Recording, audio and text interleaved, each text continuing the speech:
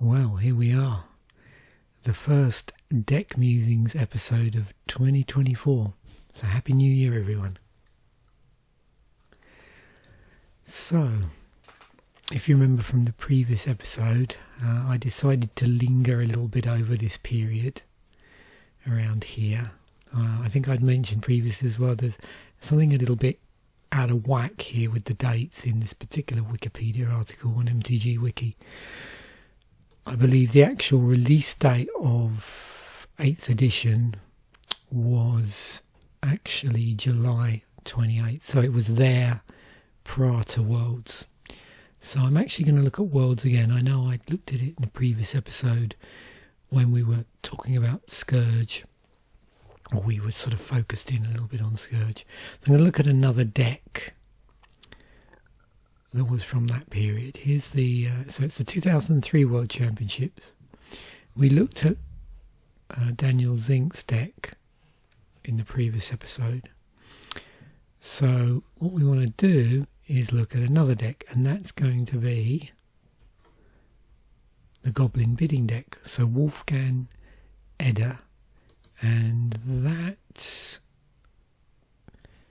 was in the quarterfinals, and that's as far as it got. So you can see, again looking at this, you've got several Wake decks in here in the mix. So actually that's better, I always forget here, it's this bit you have to click on, which has Mirari's Wake in it. So several of those. There's Blue-Green Madness, Astral Slide deck. We have Reanimator, which I was tempted by Reanimator. The aforementioned Goblin-Bidding. And then we've got some additional decks here, which were the it would be Day 1 undefeated, but not part of the top 8. So read the Gob-Bidding, and 2 more Wake decks basically. It's being a bit slow today for some reason.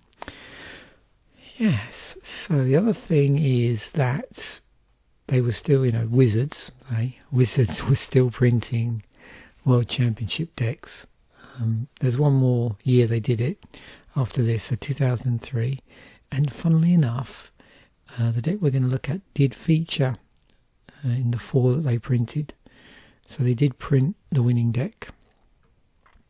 They printed the semi-finalist blue-green deck, or one of them, quarter-finalist, the Goblin-Bidding deck, which we're looking at, and another quarter-finalist, the Reanimator deck, which I was tempted to look at, but it seemed to have a lot of stuff in it, I think, that we may have already spoken about. So just to go back here, we're pulling in from this standard pool. So Odyssey, Torment, Judgment, Onslaught, Legion, Scourge, 8th edition. So we have 2 full blocks and a core set. Next week, when we do this episode, obviously we'll be looking at a slightly reduced standard card pool, because Mirrodin will be in the first set of the Mirrodin block, and we will lose Odyssey, Torment, Judgment. That's going to be really fascinating. Mirrodin was a very interesting period. Lots of trouble around affinity cards, so I'm really looking forward to going through that block, looking at some of the tournament decks each week. It'll be interesting as we go through. And of course as well, the other big thing on 8th edition is we were now in modern card frames, which then carried on. It's a core set, so it is white bordered. So let's look at the deck in question. So we've got a lot of creatures here. Heavy creature deck, 32 creatures in this deck. 3 instants, 22 lands. You'll notice we appear here to be including black in here, so we'll see why in a moment. We've got sorcery, well, that's obviously an explanation there. Patriarch's Bidding, 3 of those, and a 15 card sideboard as well. So let's go through this individually, and then as always we'll drill down through the different cards and just look at what interesting things we can find in Scryfall that relate in some way to the card in the deck. So we have one Goblin Grappler. You can see I've got these in mana order of increasing mana cost. So we have one of these, which is 1-drop for 1/1 with Provoke. So when this attacks, you may have target creature defending player controls untap and block it if able. 4 Goblin Sledders, another 1-drop 1/1 with an ability where you can sacrifice a goblin, target creature gets +1/+1 until end of turn. So sack a goblin, get to pump another creature. 1 Goblin Taskmaster, another 1/1. Its ability, 1 and a red, target goblin gets +1/+0 until end of turn. Also has Morph on it, so at this point we had Morph. And with Morph, you can play the card face down. If you do that, it's a 2/2 creature, it costs you 3 to play. And if you want to turn it face up, you can do that for its Morph cost for a single red. But if you just want to cast it as a 1/1 for 1, then you can just cast it for 1 red. So you can see 1 of these, 4 of these, 3 of these. 3 Skirk Prospector. So another 1/1 for 1. Sacrifice a goblin. You add red to your mana pool. So far we've got what, 11 1-drops already. 11 1-drop creatures. Moving on to our 2-drops. So we have Goblin Piledriver, so 1 and a red for a 1/2, has protection from blue, and whenever it attacks it gets +2/+0 until end of turn for each other attacking goblin. We've got 4 Sparksmiths. See, I'm going to have trouble with some of these. 4 Sparksmiths. It's 1 and a red for a 1/1. You can tap it and it deals X damage to target creature and X damage to you, where X is the number of goblins in play. So another card that scales on goblins. And I'm sure we have a number of cards here that might do that, which we haven't already seen.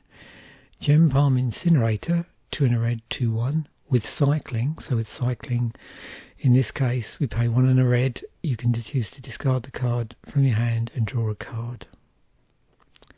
And when you cycle it, you can actually have it deal X damage to target creature, where X is the number of goblins in play. So another card that scales off of goblins. Goblin Sharpshooter, 2 and a red, 1/1. Goblin Sharpshooter doesn't tap during your untap step. Whenever a creature is put into a graveyard from play, untap Goblin Sharpshooter, tap Goblin Sharpshooter, deals 1 damage to target creature or player. So it's a pinger. We've got 4 Goblin Warchiefs, 1 and 2 red for a 2/2. Goblin spells you play cost 1 less to play. Goblins you control have haste. And then we have 4 Siege Gang Commanders. So in terms of our creatures, this is the top end of the curve. 3 and 2 red, so 5 mana to cast, but there's actually 4 copies of it.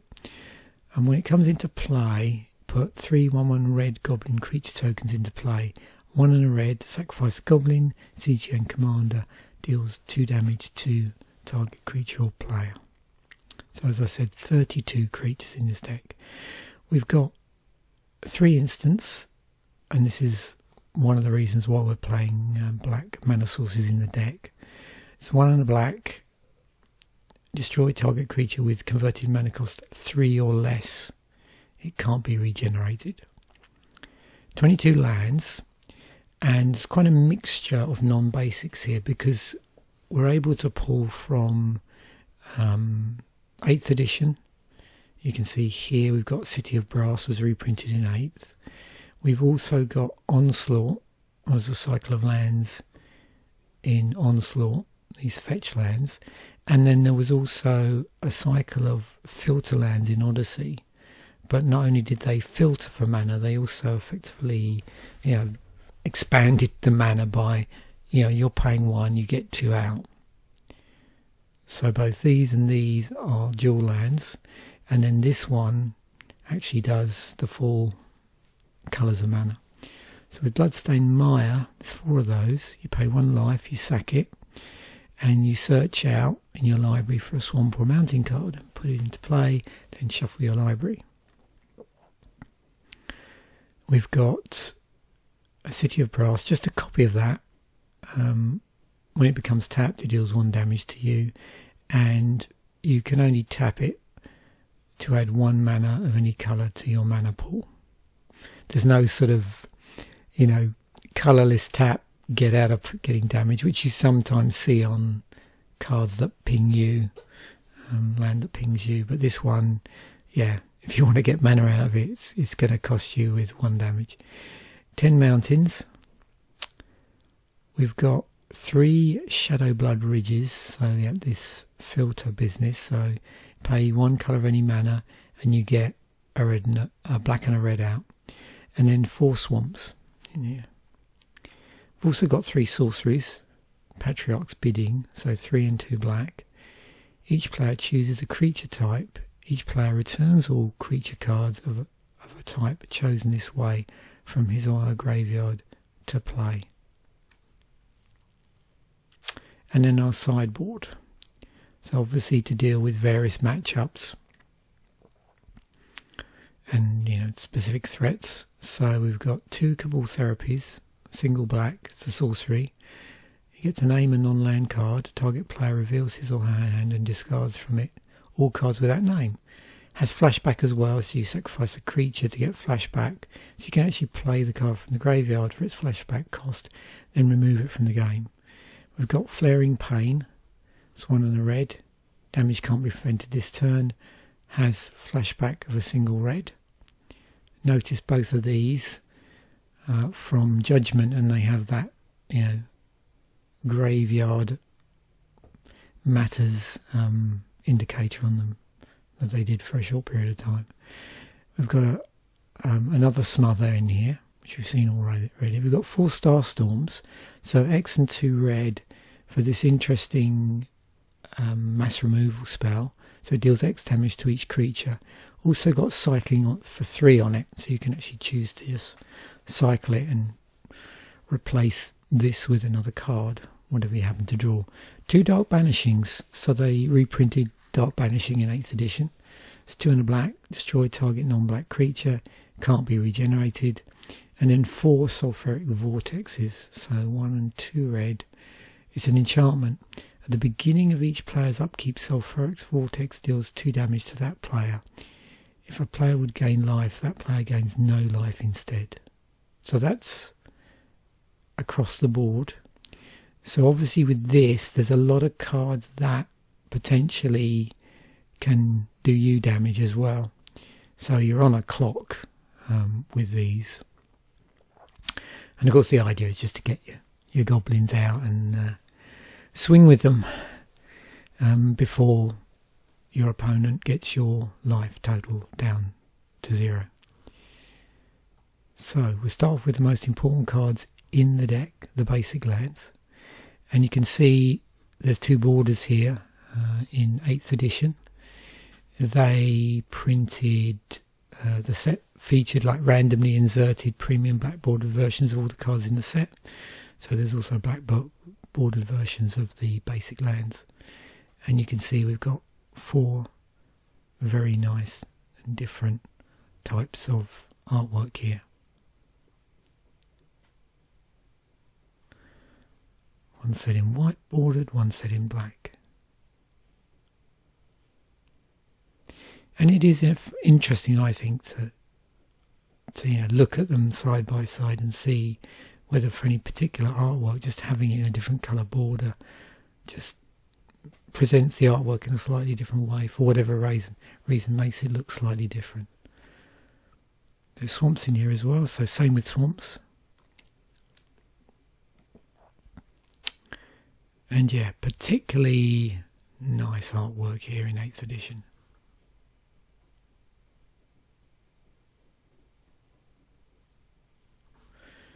Okay, so let's start going through some of these cards. So we've got Bloodstained Mire, Banned in Pioneer, Explorer, Historic. Yeah, clocking in original Onslaught ones at $79. It's been reprinted a few times. So if we go back here, but you can see mainly, well, that was online. So it did turn up in Khans of Tarkir, but then really just specials, you know, as expeditions. Excuse me.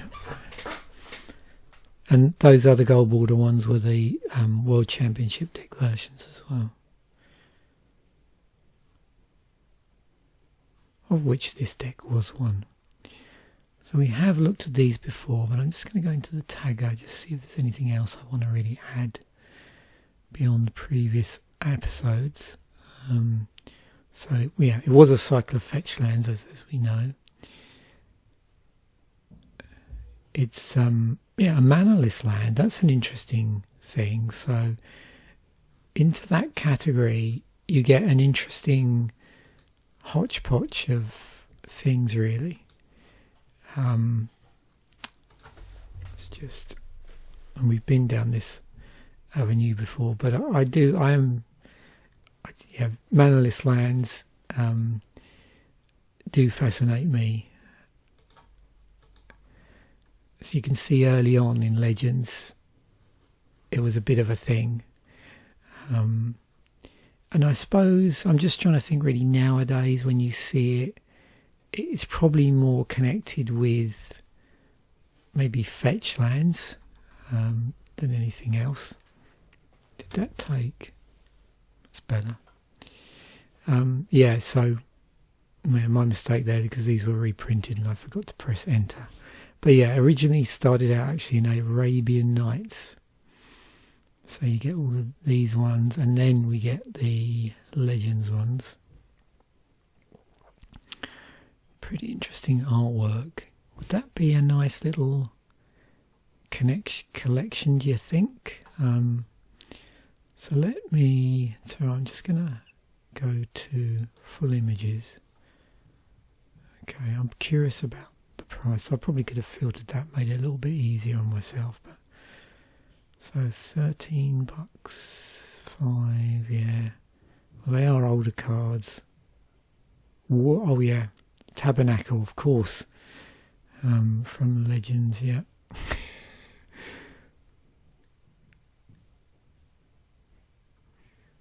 Yeah, there's that artwork of that time has a certain, yeah, something about it, doesn't it? Maze of Ith, Safe Haven. I think I might have one of those actually somewhere. I don't know, it was reprinted in Chronicles, so I probably got a Chronicles version. Yeah, Halls of Mist from Ice Age. Yeah, so there's our Floodplain. These are our fetch lands that come into play tapped. And then we get into these ones for Onslaught. We've got things like Dark Depths as well. And of course Terramorphic Expanse falls into that category. Originally printed in Time Spiral. And then interesting things like this, like Vesuva, where it comes into play as a copy of a chosen land. So the land itself, Vesuva in its, in this form, doesn't produce mana, but it then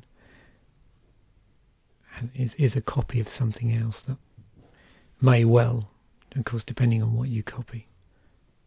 And that can be any type of land. You can even copy a basic land if you felt so inclined. But it has to be a land in play, of course. Yeah.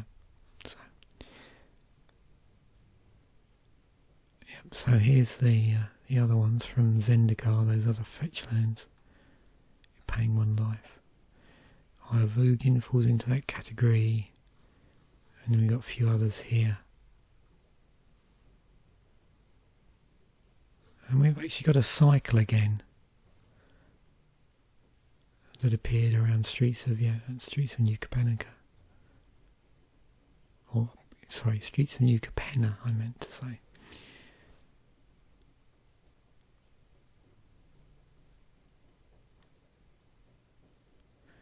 And these ones are actually sort of ETBs.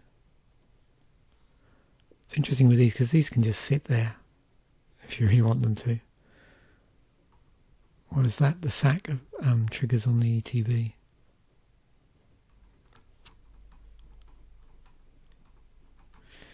Okay, moving on. City of Brass. This is, was reprinted quite a few times. And we have come across this before. And you can see, it ticks a number of boxes. There's a drawback. It's a pain land. There was an oversized version, I'm assuming. Rainbow land, it produces multiple colours of mana. Similar to Grand Colosseum. So that comes into play tapped. But it does have the option to produce colourless mana. We've got Tarnished Citadel, another one that has the option to produce colourless mana.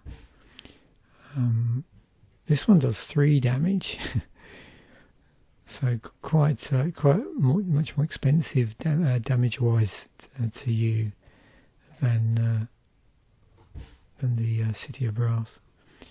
We have Mana Confluence. You can see here slightly different wording in that the Mana Confluence, you pay 1 life to add 1 mana of any colour to your mana pool, whereas City of Brass and these other ones do damage. And that's obviously a difference if you've got other cards in play that have some synergy with life loss, or you have cards in play that have some synergy with damage.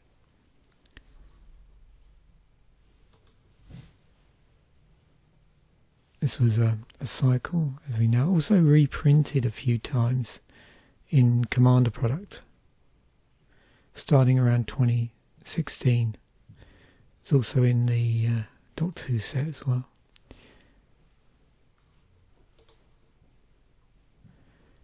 Yeah, and we've looked at this before because there are similarities between this and Rakdos Signet. So Rakdos Signet is the artifact version of this. And yeah, cycle of filter lands.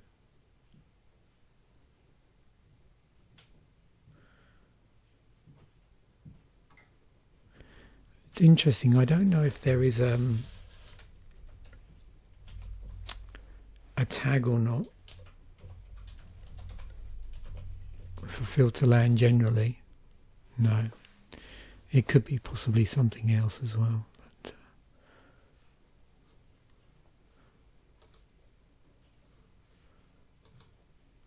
so moving on to the goblins. Gempalm Incinerator, you'll probably notice this. I suspect a number of these are going to crop up in dual decks. Yeah. There's also in a treasure chest as well. So from Legions.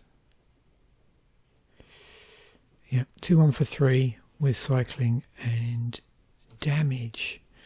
So what does it say? Burn with set mechanic, draw, removal creature burn. It's a cycle of Gempalms. Let's have a look at that cycle actually. Non-creature tribal. And tribal goblin. What is non-creature tribal? Cards that care about creature type, but not necessarily on a creature card. Oh, okay. Interesting. Yeah, of course.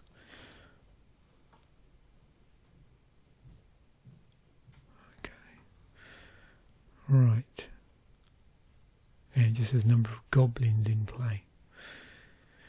Oh, where was I? Yeah, this. Oh, yeah, I remember that.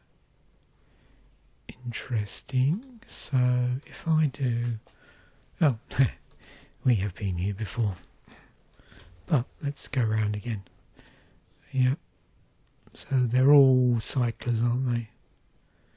Soldiers get... Are they all tribal in nature? Yeah. Okay. Moving on. Goblin Grappler. Only ever in Legions and the World Championship deck. So never turns up in. It's never asked to appear in any dual decks, right? Anything like that. 1/1 for 1 with provoke. What's the force blocker? Oh, I see, yeah, it's forcing. Yeah, it's alright. Yeah, it's forcing the blocking of... Okay, yeah, I get it. It's alright. Wrong interpretation of force there.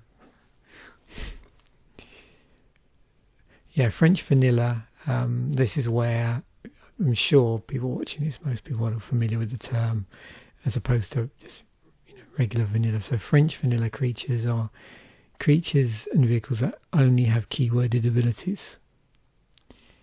So beyond just keyworded abilities, there's nothing else. And a vanilla creature is basically, if this was a vanilla version, say, it would just be, a 3 and a white for a 2/2. Obviously a little bit underpowered there for a vanilla creature. Normally they're sort of more on curve, but yeah. So it wouldn't have the keyworded abilities. It would just have casting cost and a power and toughness, basically. So.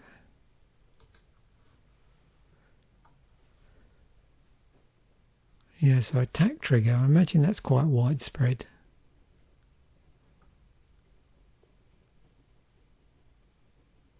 Yeah, and you can see there's a number of, set themes and mechanics which have that sort of shrink wrapped into the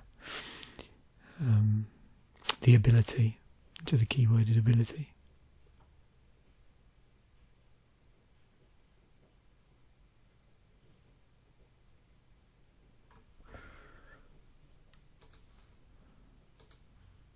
Okay, Goblin Piledriver. Turned up in a few more sets and products. Mystery Booster. Beyond this World Championship deck, don't see it in any dual decks or anything like that.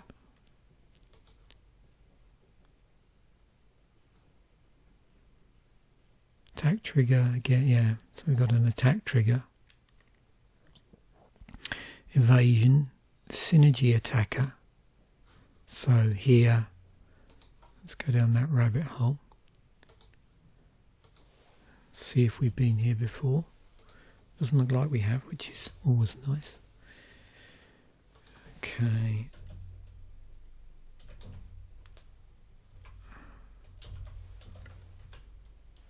Oh, it's in paper. That's right. As opposed to it is paper. Right. Yep.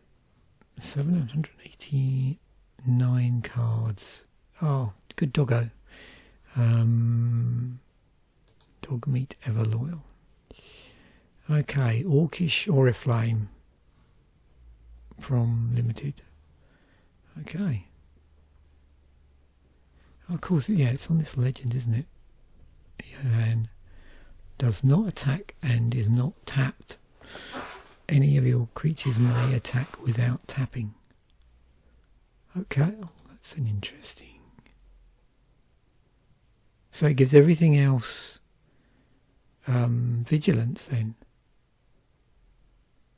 The beginning of combat on your turn, you may have and gain.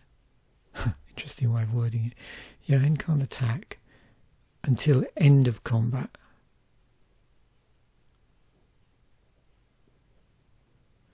It's not attack and it's not tapped. Okay. Interesting way of doing it, actually. During can't attack until end of combat. If you do, attacking doesn't cause creatures you control to tap. Okay, I see what's going on there. Right. The Chronicle version. I'm trying to think, I think I might have this actually. White, green, red.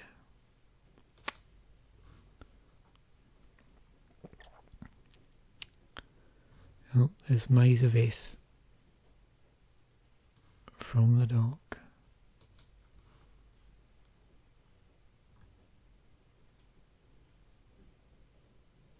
Oh, Foxfire. Yeah. Curious artwork on that.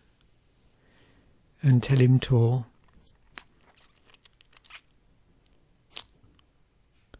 Yeah, those retrospective Mirage decks, the ones that were created for Magic the Gathering Online, because there were no, when Mirage came out in paper, at that point Wizards didn't have theme decks.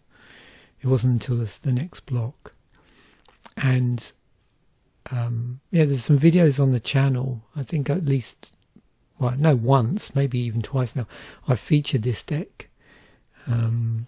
So yeah, see if you can track it down. I'll try and remember to include a link. Oh, it won't be really appropriate for this video because I'm really talking about 8th edition stuff, but I'll include the link anyway, actually, if you're curious. Yeah, I put together a sort of paper version of the online deck. So yeah, it's pretty interesting to see what's in there. There's a couple of, I think there's a couple of legendaries in there. There's the, whatever the white legendary was from the set with flanking. I think that's right. So doing this from memory. This is cool. How much is that? 50. There's so many cards. You know, this is a nice thing if you get an appreciation for just the artwork and don't care too much about the rules text, unless, you know, I mean, sometimes it's fun to just play quirky stuff. Like you've got a 5-drop here for 1/5 with trample, and a 3 banding until end of turn 3. All creatures banded with Urza's engine gain trample until end of turn. I mean, it's sometimes fun just to play stuff like this because it just throws everybody. It's a good talking point. But that looks pretty cool, I think. I think this episode, which isn't a bad thing, is in danger of turning into another art appreciation episode. It's funny, I'm teetering a little bit on the...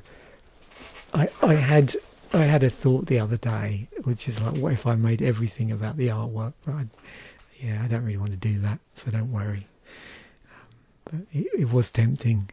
Just turn the channel over to 100% Magic the Gathering artwork in the frames, of course, because to me, I do like the context within the frame and everything. So, but yeah. Oh, you can probably tell I've got a really big smile on my face at the moment just looking at these. It's just both some artwork. There's lots of different reasons. I just like these because the artwork's really good. Other because it's just weird, and then others because it just is amusing. Just some of the poses and the sort of facial expressions on some of the characters in here. It's just, yeah, really funny.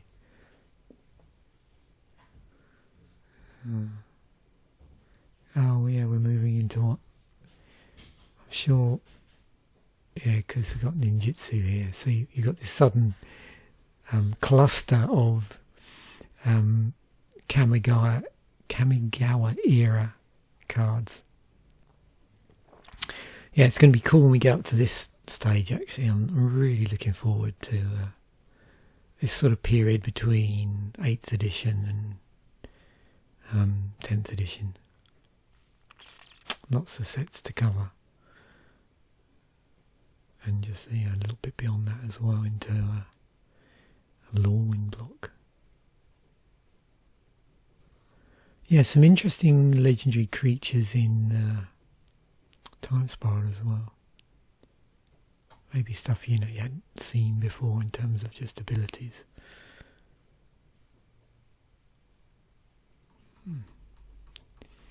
Anyway, so that was a Synergy Attacker Rabbit Hole. What else have we got here? Goblin Sharpshooter. Again, did turn up in 2013. So what was that? That's the second Commander. Yeah, they did a whole Commander set of decks, wasn't it? Because 2011 was the first year that came out. Then 2012 they just did that Commander's Arsenal. And then 2013 they were back onto creating the decks. Okay, yeah, it's Pinger.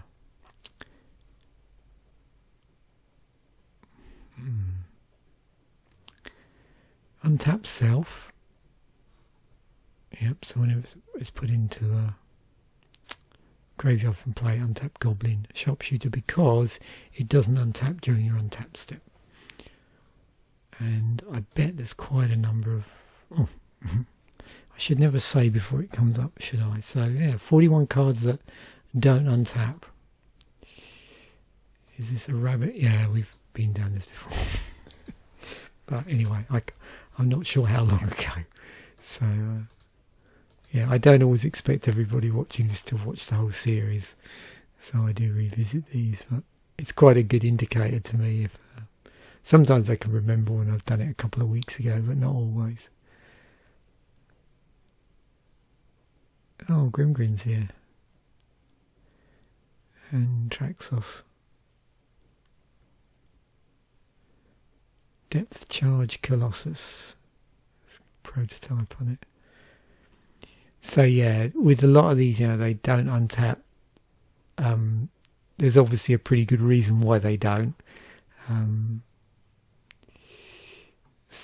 Not all of these, but many of these will have some pretty major effect once you can actually use them, or the reason why they don't untap is the fact that they're tapped ties in, like this card, with some sort of ability. So this one, gaining control of a target creature.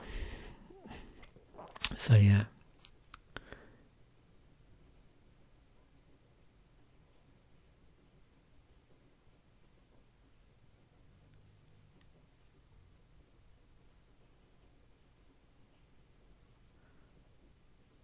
As his contact lenses. Yeah. Goblin Sledder. Again, this one cropped up in the dual decks, actually. So it has made a later appearance in a supplemental product.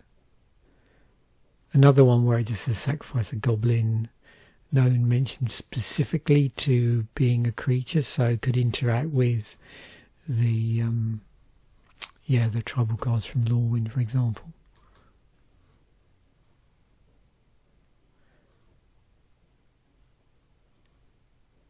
Free sacrifice outlet. Oh, I see, yes. So there's no associated cost apart from losing a goblin. How big a thing is that then? 162. Oh, these always interest me because of that very graveyard orientated deck that I think I built for... I've got to get this right. There's been a couple so far. So one was the one that was done as part of the Commander Fodder original series, which was based on paper. I did in paper, where I was using a commander where you've got to sacrifice. I can see it on the shelf. Or at least the original deck. Oh yeah, Secure Deathkeeper, that was it. So that one. And then of course there's the other deck which I built. Again, it was an online only deck, which they actually created before Commander. Yeah, the first, Commander product EDH decks were actually created online before the 2011 product came out, and there were two of them. One was, I think, so I can't remember off the top of my head, but yeah, it's certainly one of the decks I actually recreated in paper, and that had a sort of graveyard related cards in. So yeah, it's always interesting to see, if you're trying to get stuff in the graveyard creatures, then what sort of sack outlet cards are there in Magic where there's no cost beyond sacking the creature, but also there's an additional synergy there. So of course part of the synergy is you've got something in the deck that is going to benefit from you stuffing stuff in the graveyard, either because of certain death triggers, or cards that amplify death triggers, or cards that care about cards and can leverage cards in the graveyard in some way, or you have mechanisms of getting them back out again. Synergies around that. So it's always interesting to see cards where beyond the sacrificing of a thing there is no additional cost. So yeah.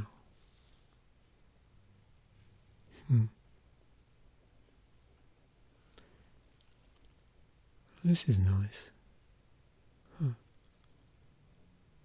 Oh, of course the ATOGs. Yeah. Yeah.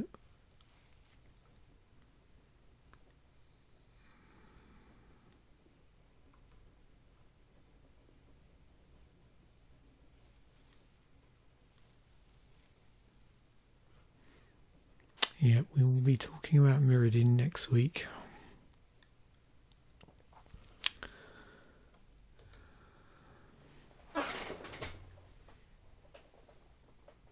So Goblin Taskmaster from Onslaught. One of the red target goblin gets +1/+1 until end of turn. So we're seeing quite a few here where really they were just from Onslaught. Oh, of course it's a goblin with fire breathing. Mana sink as well, and what's this? Better than Bellows Wizard.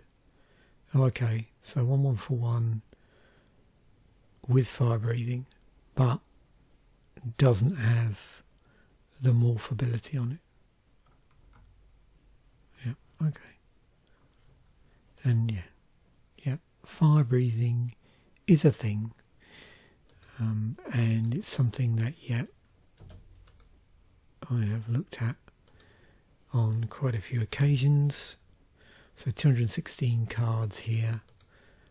Let's just quickly look and see, refresh our memory as to when it was first a thing. Funnily enough, there's several here from original limited edition alpha. But we've got a blue one there from there. But yeah, it's all over the place on various cards. And at some point in a previous episode I did go through the different colours, and I can't resist it, can I? Let's just do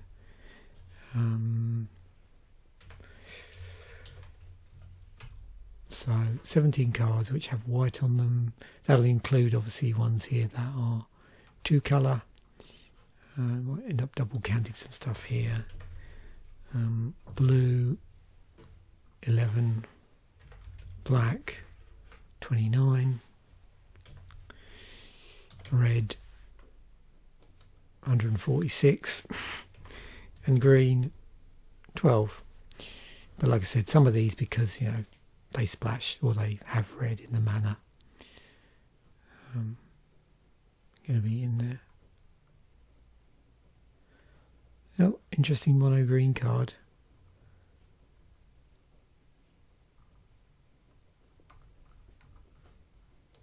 If I was to do, and I know I've done this before, but just back this up again for the benefit of people that don't necessarily watch all of these episodes.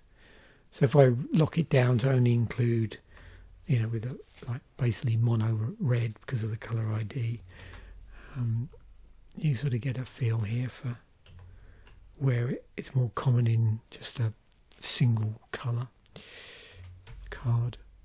So interesting, yeah, so the only green one is Folk of the Pines. So if you want fire breathing in your mono green EDH commander deck, then Folk of the Pines is the one for you. 4 and a green for a 2/5 with fire breathing. Or, well, frostiness, I suppose. Is that supposed to be sort of like a different form there, like frost breathing?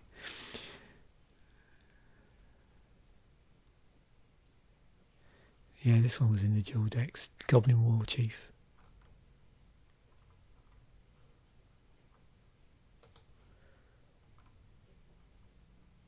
Cost reducer, you can see that.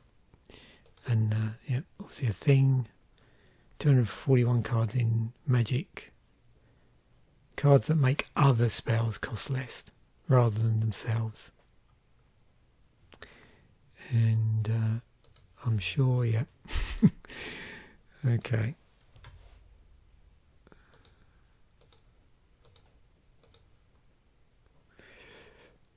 Power artifact from Antiquities. If you're curious about cards which have a cost reduction on other cards, like the first time they'd appear. Again, this is cool. How much are these? Mana Matrix, $66. Planar Gate, 85. Wow. Stone Calendar, 16. Oh, do I have a Helm of Awakening? I can't remember. Oh, and of course the medallions. Yeah. Wow. Very nice. Okay, moving onwards. Siege Gang Commander. Another one. Yeah, you can see turns up a lot more. Was in 10th edition. So different artwork a few times. Last printed, in Dominaria?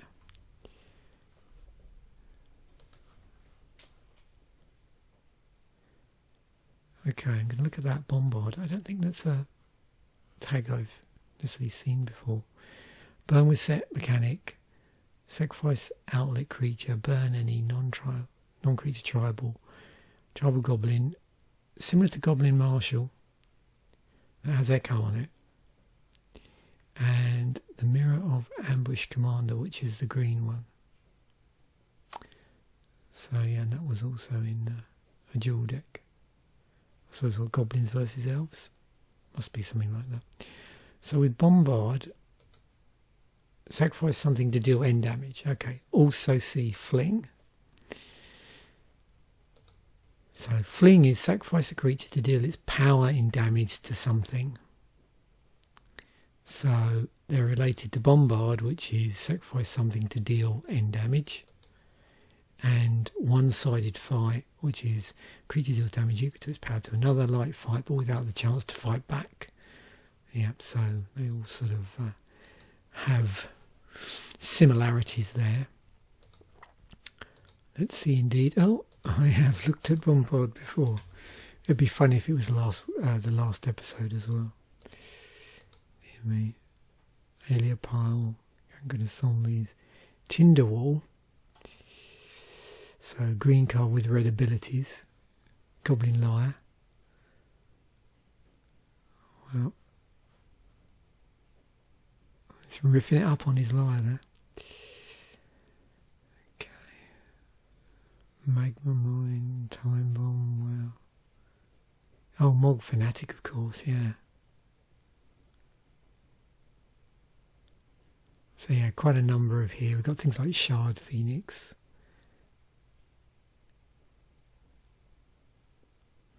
Oh yeah, I remember Cinder Elemental. Why does that stick in my head? Oh, because it's an elemental, of course. Was it a cycle of something? No. Okay.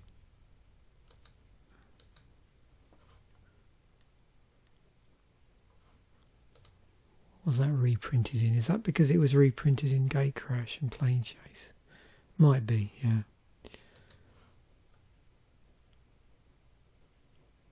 And we've got Barbarian Ring.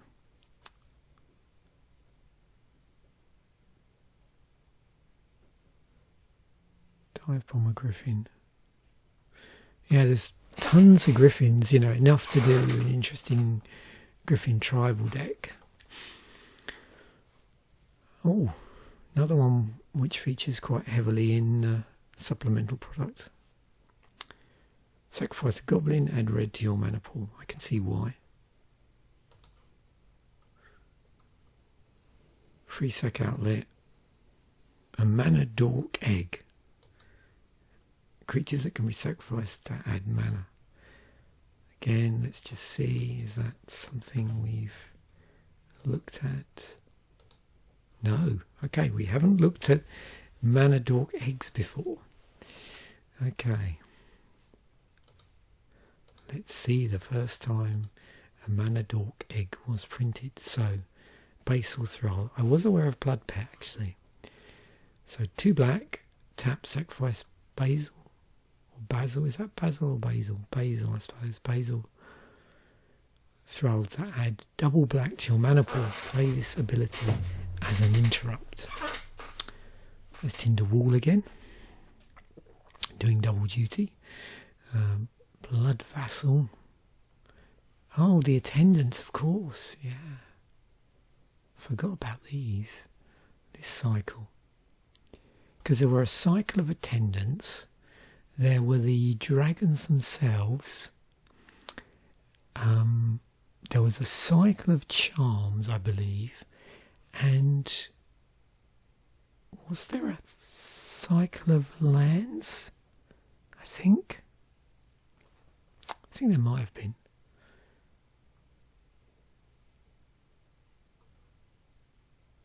Oh, that's a plane shifted card there. Interesting. Huh. Okay, Sparksmith. Deals X damage to target creature and X damage to you. X is the number of goblins you play. Okay. What are we saying here?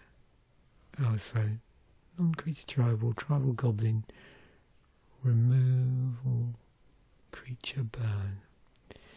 What I was more wondering about is this whole thing of dealing X damage on here. So if I do Oracle text, deals X damage and it's a creature. Oops.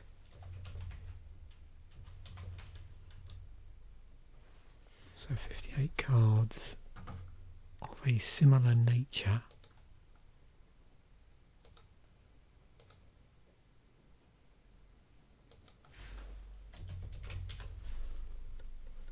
So starting with Blazing Effigy.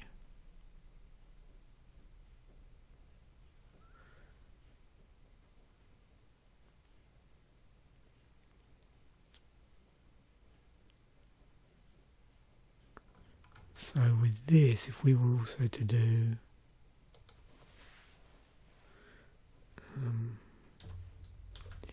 damage, is that a fairly unique card? I wonder.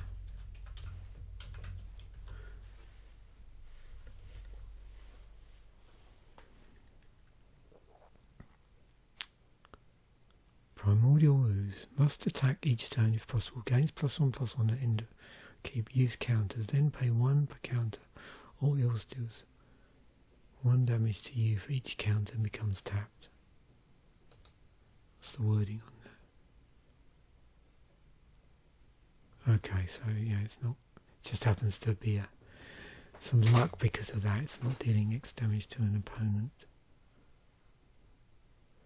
Sparksmith, that's R1, and then this one.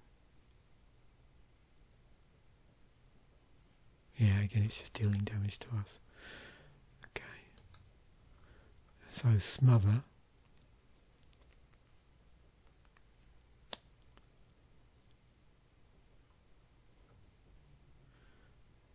Right, you can see it was reprinted in World Wake, and it was in the dual decks, Zendikar versus the Eldrazi.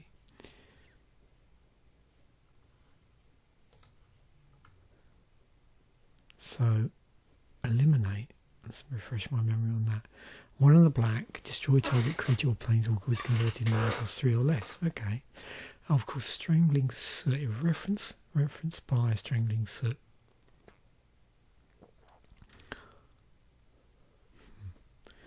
Anoint with Affliction.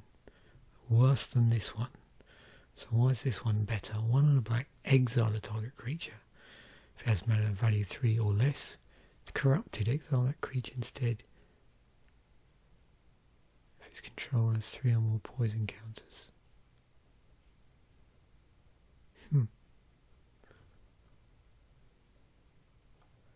And yeah, removal creature destroys something. Not surprising that there is a lot of. And scaling on, I mean, one thing to look at here is if we were to say, okay, destroy target creature.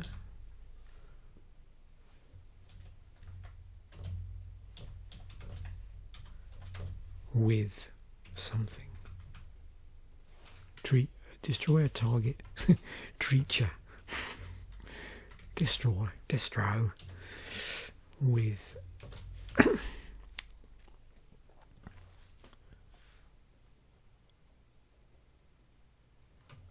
is that worded what am I doing wrong here? Destroy target creature. Oh, I know.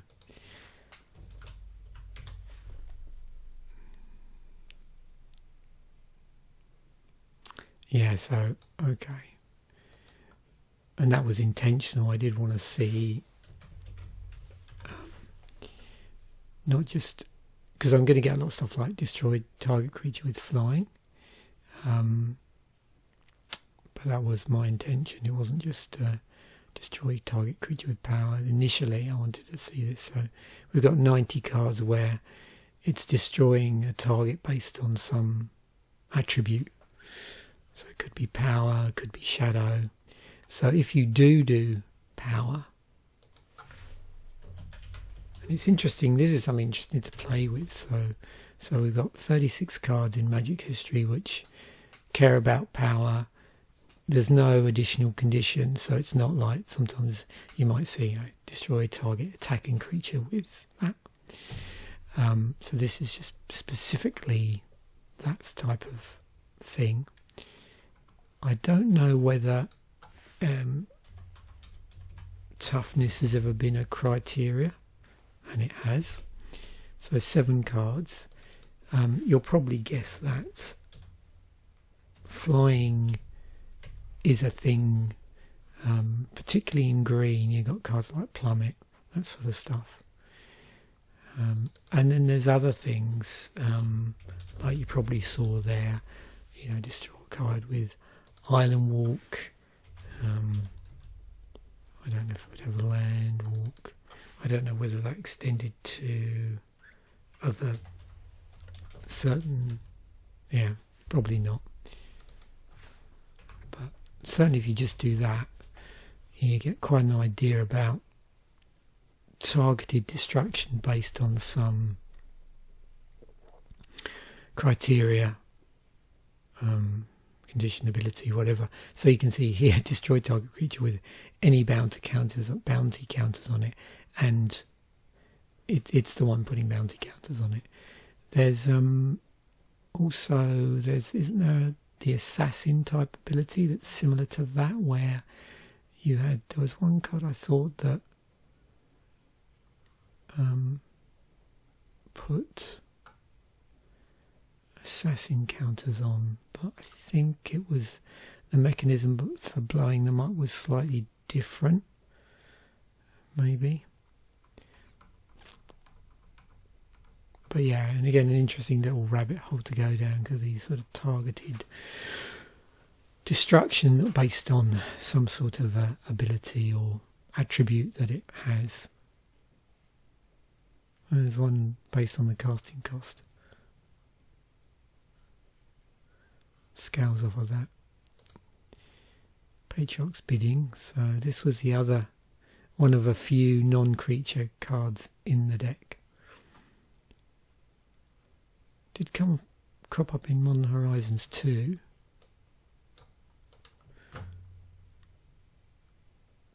It's symmetrical. Reanimates creature. I mean, these 503 cards that reanimate creature in some way. 69 cards that you have to choose something to do with the creature type. That's one of my favourites. Adaptive Automaton. Was that from a core set originally? I think so. Was it Magic 2012 the first time it was reprinted? It was the first time it was printed, I think. Yeah. Yeah, I'm pulling one of those. Because that was, this was great for any, creature types which didn't have these sort of cards where, they could buff other ones of a type. So yeah, this was a pretty, well, to me anyway, it seemed like it was a pretty big deal at the time. In much the same way that, what was it, Morathon was a big deal, because you got to sort of choose what particular creature type it would synergize with. So, cards like this are nice. They sort of fill a gap for people that like to play more obscure creature types and don't have cards out there that do this sort of thing. So, yeah. So, Cabal Therapy. It was in the Graveborn deck, which we've already looked at. I have that deck, and I've done a couple of videos about that, both of them. I know one of them I didn't do a video on when I got it, so I can't remember if it was the Graveborn deck or not, but I did do a recent artwork video on it. So yeah, I have at least one Graveborn video about that deck. Cast from Graveyard, Guess. So Guess is this effects that force you to guess at unknown information. And there's 34 cards in Magic that do that. And yep, again, something that we've looked at before. I'm certainly going to run out of unique things to talk about here, but I suppose it doesn't matter, because not everybody watches every single one of these episodes. Oh, let me just put this in order. I mean, I suspect without looking, it's going to be a pretty old concept. So, Legends, this idea of guessing about something, dates back to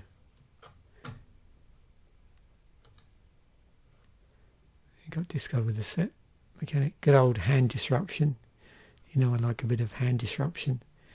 I mean, we're going to see some interesting cards here, and it's something I've looked at before. So, Shrak's Sigil. So, I'm trying to think of the first time I became aware of it, because it couldn't have been before 10th edition, in terms of, when I actually started opening packs. So the first cards I looked at which had that sort of thing on them. And I don't know if any of these were reprinted in 10th. But I think it was probably Distress from M12, but it's got to be before that. Wasn't Distress Oh yeah, there we go, 10th edition. Yeah. I had a feeling it was, yeah, Champions, but these were the first Magic the Gathering packs that I opened, were 10th edition. And of course then you've got things like Despise as well. Oh, that's because I forgot to do that, didn't I? I must have not pressed enter. That's better. Right, now I would be more likely to see it. Okay. I wonder what was going on there. So I'm just again trying to think now, did I see it on a Spectre before I saw it on that? Yeah.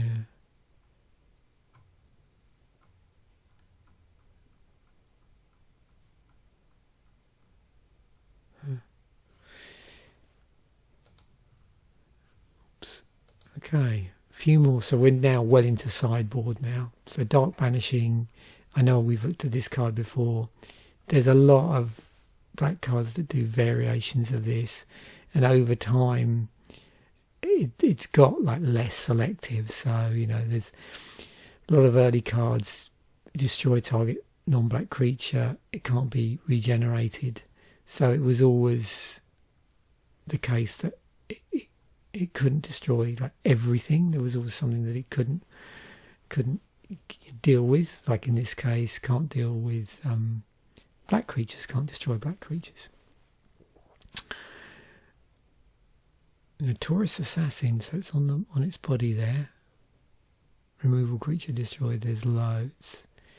But even if you just do, you know, this,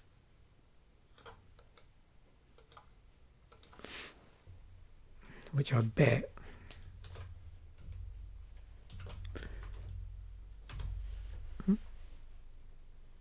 hang on, what's the actual,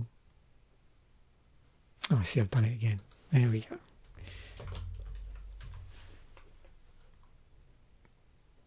Yep, so you can sort of see here, you know, it exists both as a spell in and of itself and something that is stapled to, say, a creature when it might, you know, enter the battlefield or, you know, those sort of things. Now, in terms of just getting a printing order right, so if we do, my old favourite is first printing.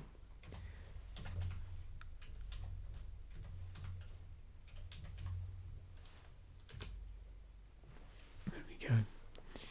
And there's Dark Banishing from Ice Age.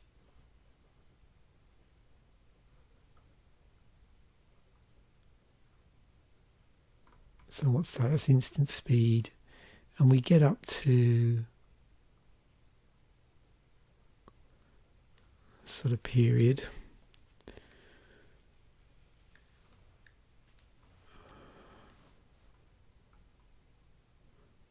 Just looking at, so with Annihilate, higher cost, but you get to draw a card off of it. And you can see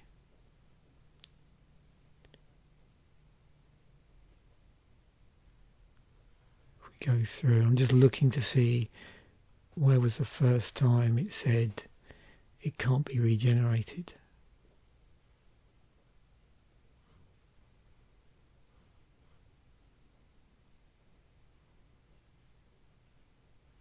It's interesting, isn't it? We've got like slightly higher cost ones, but you get more for it. Or there's another price to pay.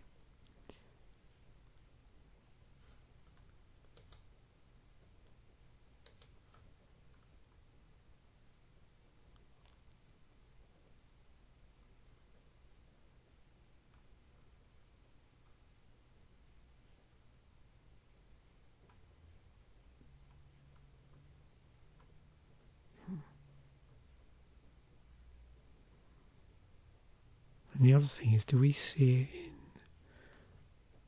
So we got red if we pay the kicker cost. There's the charms I was trying to think of.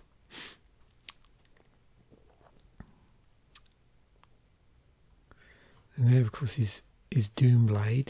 Just destroys target non-black creature. Doesn't reference anything about it can't be regenerated.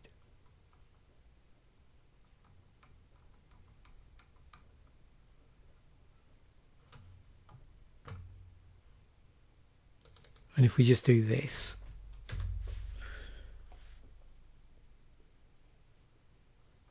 I mean, a lot of these have conditions on them.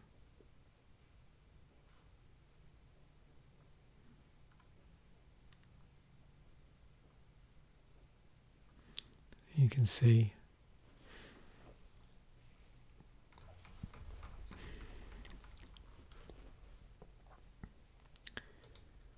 Flaring Pain, damage can't be prevented this turn. So let me just load up that ready. I don't know quite what to expect here. Cast from graveyard, unpreventable damage. So crops up on 27 cards.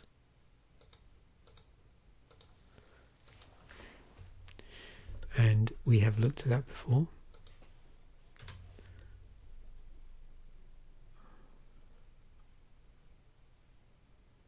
So there it is. Is this the only time?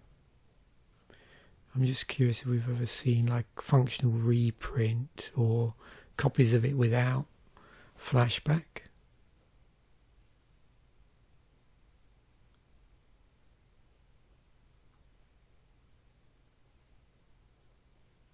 Yeah, it all seems to be teamed up with some other thing.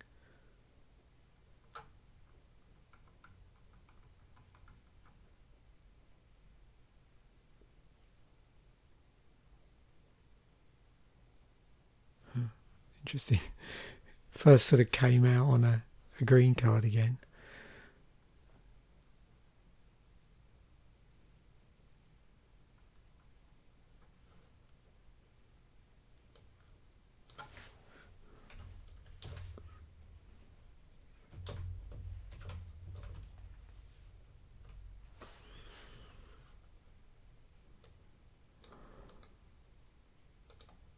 Just looking to see if for ones where it's really specific, where it might come up in a different context and isn't tagged accordingly.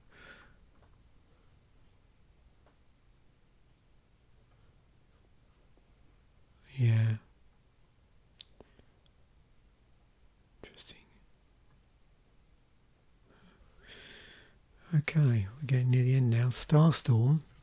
So yeah, one of these interesting X damage everything spell. You can see, yeah, it's cropped up a few times in Commander. Yep, sweep a creature burn. That's what I was trying to think of. That's the technical term. And yeah, something we have looked at quite a bit, looking at it from lots of different angles. I'm just going to historically look at it. There we go. Volcanic eruption. Pestilence. Earthquake does X damage to each player and each non-flying creature in play. We've got Hurricane. All players in flying creatures suffer X damage. So, yeah, those two are interesting. Flip sides.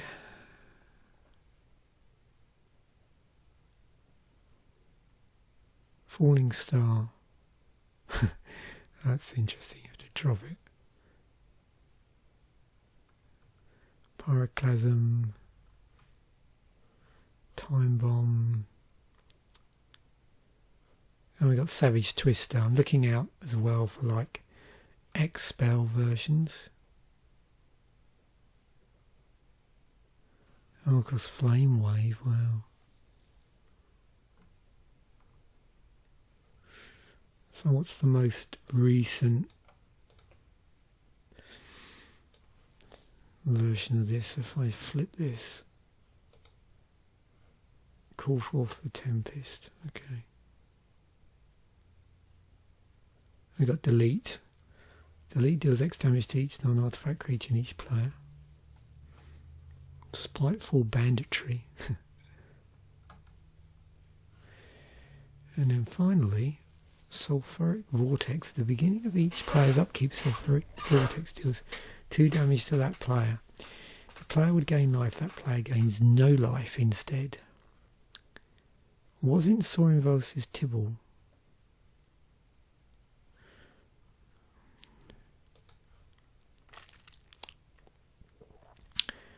Life gain hate.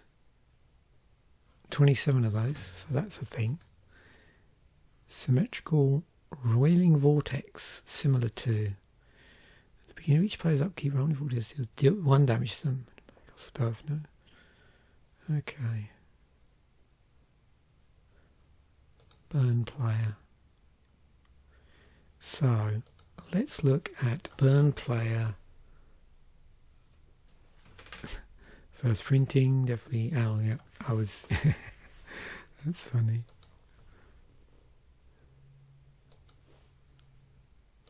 Enchantments. I could well have done this a couple of weeks ago and I just wouldn't remember. Yeah, of course, Pestilence.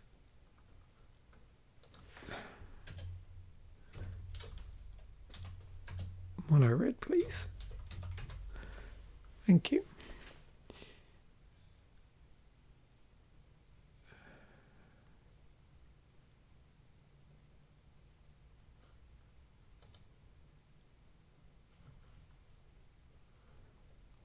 Look at the original card.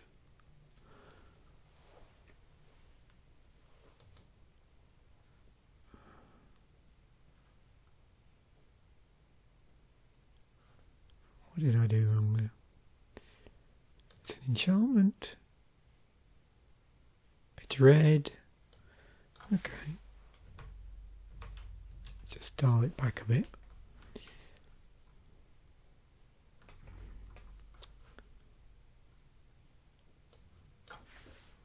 Just wondered why the tag isn't filtering that out. Or is, sorry, it is. Yeah, what's going on there with the tag?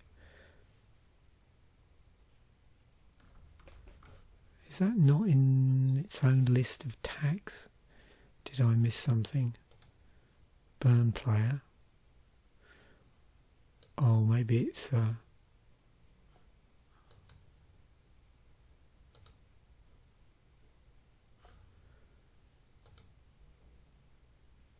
hang on, I know what I've done. Yeah, there we go, it's better. Yeah, I haven't looked at burn player. Okay, so tag as burn player, not tag as burn player each, that's why. Okay, now it's better. Right, okay, so I haven't looked at this particular thing then. Yeah, just to clarify what happened there is, I hadn't noticed, but the one I was clicking on had burn player each, but the original one was just burn player like it is now, so that's why I wasn't seeing it. Okay, so we'll do colour red and then ID 1 67. Let's just make sure it's still there. Did I do? Yeah, I did. Let's do day ascending. Okay, this is what I was hoping would come up. Mana barbs. Okay, that's, yeah, now I just knew that it would be similar, you know, functional, there'd be functional similar aspects to mana barbs. Okay, now I'm happy. Okay, so what have we got? Let's just go through this. So mana barbs, power surge, land's edge, storm world, orcish mine, consuming ferocity, goblin bomb, Heart of Bogarden, Ancient Ruins, Heat of Battle, Oath of Mages, Spell Shock, Burning Cinder Fury of Crimson Chaos Fire, okay, Antagonism, Bulwark, Scald, Rivalry, Ether String, Impatience, Repercussion, Furious Assault, Chiron Negotiation, Citadel of Pain, Collapsing Borders, Insolence, Planeswalker's Fury, Battle Strain, Dwarven Shrine, Steam Vents, Ether Charge, there's Sulfuric Vortex, and then there's a Leyline of Lightning, Boggart Shenanigans, Vicious Shadows, Lust for War. Yeah, I remember this from, would that be, Rise of the Eldrazi. Raid Bombardment, Curse of the Pierced Heart, Burning Earth. Paul Frost has got a burn, and then so on. But as I pointed out, these are a burn player as opposed to burn player all, so it's going to feature. If they've been tagged, it depends on how they've been tagged up, of course. That's the other problem. But what have we got most recently? This stuff. But I remember probably the first time I saw it, that sort of effect, although of course here it's with the tabulate, was Mana Barbs. And that has been in quite a lot of sets, and I remember seeing it in 10th edition and thinking, I wonder how that can be abused. Yeah.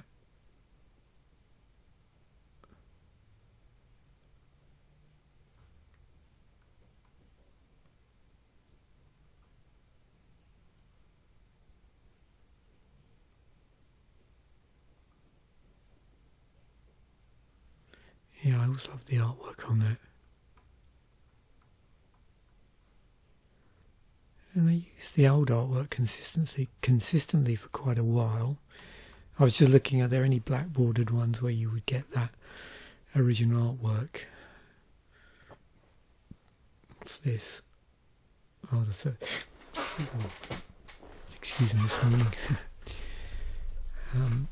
Yeah, Mana Barbs. That would have been the collector's edition. How much is it for these? Whew, okay.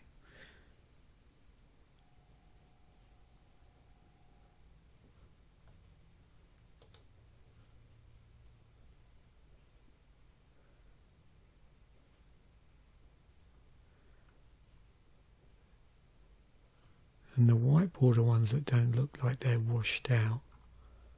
It looks a bit of a stronger printing, doesn't it, in 6th, in terms of the colours. Yeah, if I was looking for the older artwork, I might go for something like that.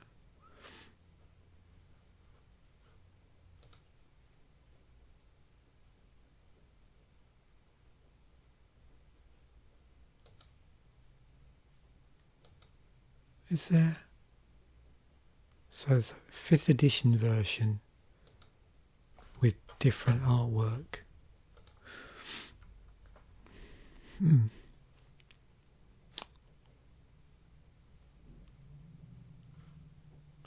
Okay, anyway, I think that's it. Yep. Where I need to be. So hopefully you enjoyed that. I did enjoy making this. It might have been a bit slower than normal. I feel super chilled and relaxed this morning.